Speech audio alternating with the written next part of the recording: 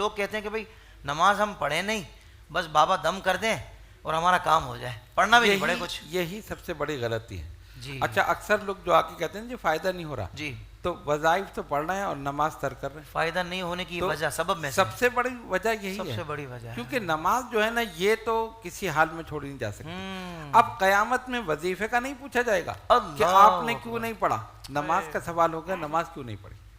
تو اسی لیے سب سے پہلی چیز جو ہم تلقین کرتے ہیں کہ آپ کے وظیفے میں اثر جب ہوگا، مقبولیت جب حاصل ہوگی جب 5 وقت کی نماز آپ پابندی سے کیا پڑھیں. کہنے. اب نمازیں ترک کر دیں، فجر میں سو رہے ہیں، ظہر اثر میں گھومنے پھرنے میں گزار دی، اس کے بعد وظائف پڑھنے کے لیے بیٹھ گئے، تو کیسے اثر ہوگا.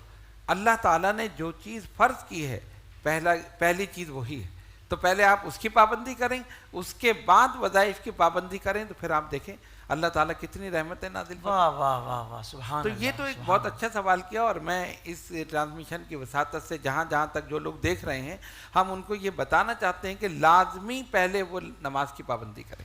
اس کے بغیر کوئی وظیفہ جو ہے مقبول نہیں ہے.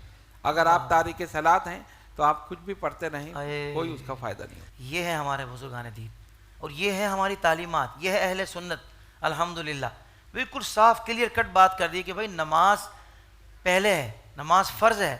یہ وظائف اثر تب ہی کریں گے کہ جب بندہ نماز پڑھنے والا ہو.